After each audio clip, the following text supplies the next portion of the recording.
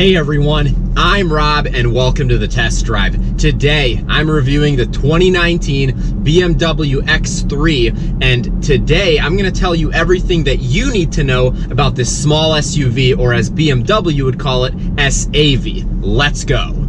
So like in every other review, we're gonna start with the exterior of the 2019 X3. Now, the X3 was completely redesigned for the 2018 model year. The generation prior to this had run for, I think, 7 years, and it was definitely due for an upgrade. I always thought that the X3 was nowhere near as good looking as the X5, and now I think that's really changed with the new generation of the X3. So the X3 hasn't changed at all from 2018 to 2019. None of the options are different. Even the pricing is exactly the same. Now, I love this redesign of the X3. It is by far, in my opinion, the best looking X3 ever. Looking at the front, it is so much more aggressive than the previous generation. It really is on par with the front end of the X5. You have much larger kidney grills than you've ever had in an X3 before.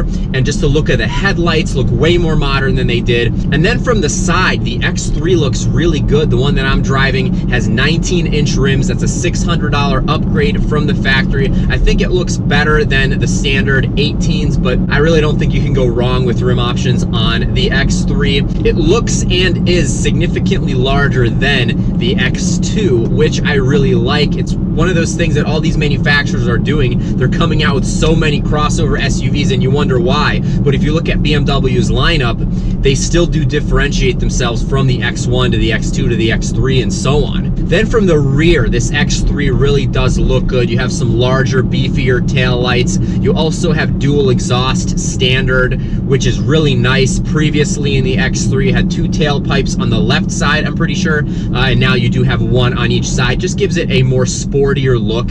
And overall, I just cannot say enough good things about the exterior of this X3. Now, getting to the interior of the 2019 X3, this is another area in which this car was completely overhauled and made to be a lot more modern than the previous generation. The one that I'm driving has black Sensitech, so it's not real leather, but it does feel really nice. It's very soft. You also have several Vernasca leather options that are very nice, but I'm still really impressed with how nice these Sensitech seats feel. I also love that you have adjustable side bolsters standard in the X3. I think it's totally unnecessary, but at the same time, it's just another sporty characteristic, and it does really help hold you into place when you are going around corners at a higher speed. The one that I'm driving has a $190 heated steering wheel option, and that is very nice. You have a button on the bottom of the steering wheel, which is way better than if you saw the 430 review that I just did.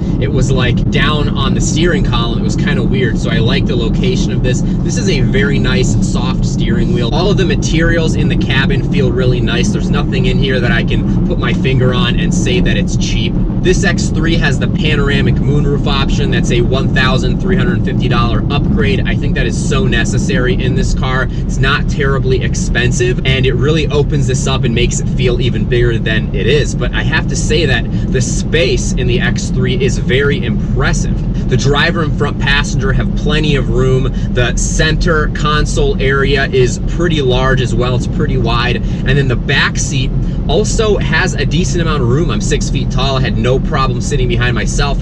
And then you also have a pretty decent sized trunk.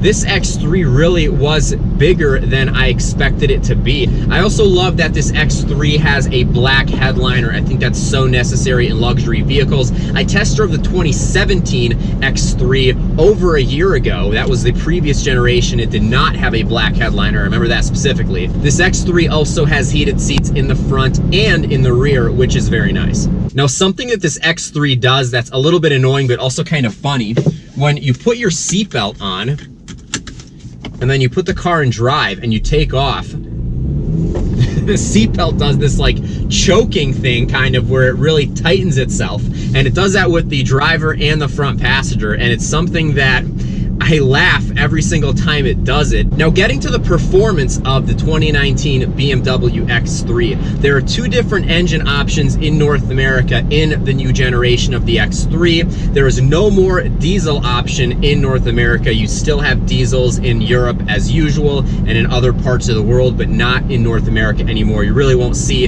any more new BMW diesels in the US or Canada, unfortunately. So for the X3, you have the 30i, which is available in S-Drive or X-Drive. So S-Drive being rear-wheel drive, X-Drive being the all-wheel drive version. That's what I'm driving today. And the 30i is the 2-liter turbocharged 4-cylinder, putting out 248 horsepower, 258 pound-feet of torque. If you saw my 430i review, that is the exact same engine that was in that car that's also in this one, and the exact same power specs as well.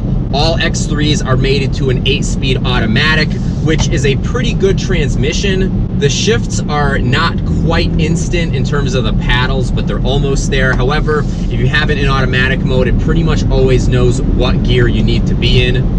Now, if I was buying an X3, I would opt for the higher performance version, which is the M40i. That is also an X-Drive model, so it's all-wheel drive, and it is a 3-liter turbocharged inline 6-cylinder, putting out 355 horsepower and 365 pound-feet of torque. Now, the 4-cylinder X3 will go 0 to 60 in 6 seconds flat, according to BMW, and then the M40i, the 6-cylinder, is rated at 4.6 seconds, 0 to 60, and that is pretty quick. That is not class leading, but there will be an X3M coming out in the near future as well, which is going to be awesome. I love that BMW wants to make a performance variant of the X3, and I think that's really smart because you have a higher and higher number of people that are gravitating toward SUVs that don't want sedans as much anymore. So it makes sense, you know, to make an X3 that is very practical, and also that a performance enthusiast, a car enthusiast, would really enjoy driving. The X3 also gets pretty good fuel economy. The one that I'm driving gets 29 miles per gallon on the highway.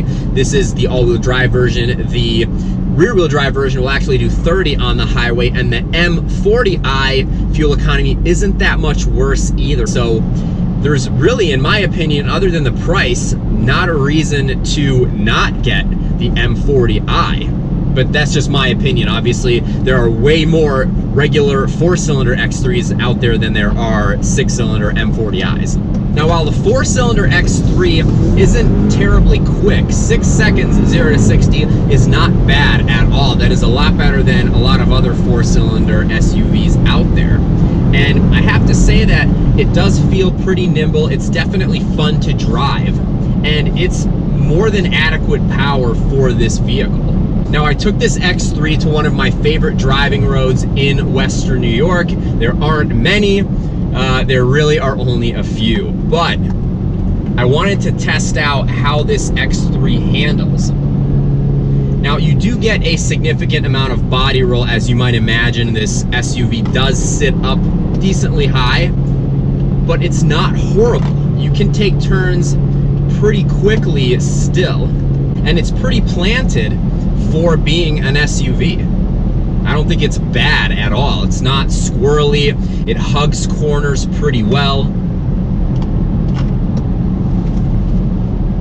Now, like in pretty much every modern BMW, you do have several different driving modes. You have Eco Pro being the least performance-oriented, least responsive, loosest steering, obviously more fuel economy-focused setting. You then have Comfort, which is your balanced, regular, everyday driving mode. And then you have Sport and Sport Plus. Now, the interesting thing with this X3 is that you can adjust a lot of the settings in the different driving modes. So I really like that. When you go into Sport, you can go into Sport or Sport Plus or Individual. And when you configure Individual, you can change the steering settings as well as the engine behavior and the transmission. Obviously, there's no like adaptable suspension or anything like that like you would have in a lot of M cars, but it still does give you a decent amount of functionality and control over the behavior of the car. Now, one of the things that I really like is that based on the driving mode, the fully electronic gauge cluster will actually change in terms of look. Like if you put it in Eco Pro, everything has a blue theme. It's all efficiency focused. When you go to comfort, it's just kind of normal. It looks like just a normal instrument cluster. And then when you go to Sport or Sport Plus, everything's red, and your speedometer actually shows up digitally, as well as the gear that you're in.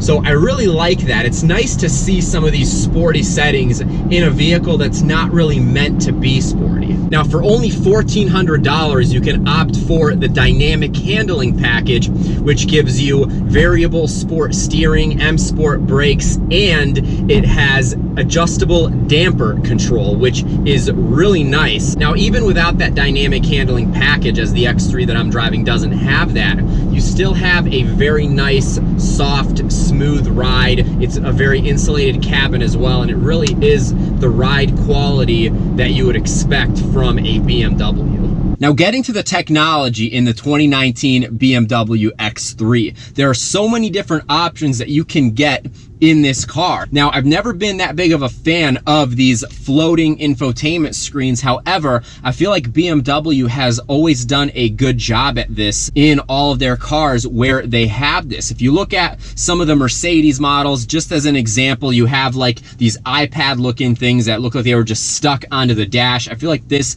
is a much nicer, more integrated look, and I really do like it. And I really like the navigation system that's been part of iDrive the last couple of years. I think it has been greatly improved over time. Now, you also have Apple CarPlay as an option because of the $1,700 navigation system. And one thing that's kind of weird with BMW, if you look at some other manufacturers, you may have Apple CarPlay standard, and then the navigation system from the factory is an additional option, which makes a lot of sense because you can get your navigation through Apple CarPlay, and that's really nice, and maybe you don't have to pay for the navigation system. However, you can't get it in the X3 or in any BMW really that I know of without getting the navigation system. And one of the weird things now that we're starting to see with BMW is that Apple CarPlay is actually a subscription service, which is kind of odd to see how that's even possible. But basically, this X3 comes with 1 year of Apple CarPlay standard if you get the factory navigation system,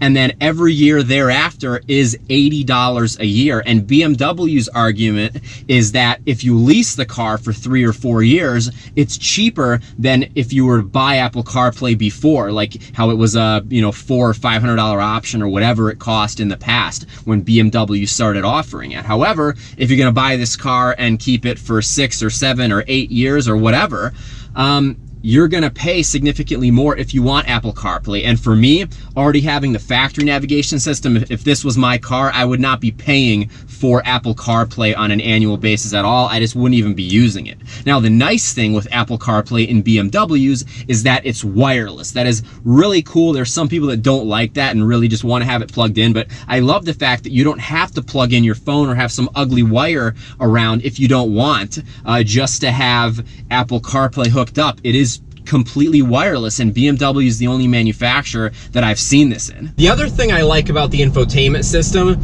is that it's now a touch screen, but you still have the scroll wheel functionality. I've always liked the scroll wheel better anyways, because then you're not putting fingerprints all over the screen, but it's nice that you can use the system in both ways. There are also a bunch of different safety options in the 2019 X3, and for the most part, they're very cheap. There's a $500 driving assistance package that gives you blind spot monitoring. It also gives you lane departure warning. And the interesting thing with BMWs is that for the most part, and at least in every car that I've driven that has had this, the lane departure warning system is actually like a steering wheel vibration thing. So when you start to veer out of your lane, the steering wheel will vibrate. You can also adjust the intensity of the vibration. In my opinion, if you don't have it at the highest setting, you kind of don't even notice it. There's also a $700 parking assistance package that gives you a 3D view and top facing camera and everything. And then you have a $1,700 driving assistance plus package that gives you a lot of the autonomous driving features. You also have a nice, big, very clear backup camera standard in the X3. So overall, for everything that you get in this X3 for $48,000, specifically for the one that I'm driving today, I think you get a lot for the money. You really get a lot of value. and I think the X3 is priced and equipped very well for the space that it's in. So I hope you enjoyed this review of the 2019 BMW X3. I have a couple other videos planned for this car, so by the time you're watching this, they may already be up on the channel, so be sure to check those out. And thanks again for watching this video and for taking this test drive with me. Once again, I'm Rob, this is the test drive, and if you like this video, please give it a thumbs up, and please hit that subscribe button so that you don't miss out on any of the awesome upcoming automotive content that I have planned for this channel. Thanks again, and I'll see you again in the next video. Bye-bye.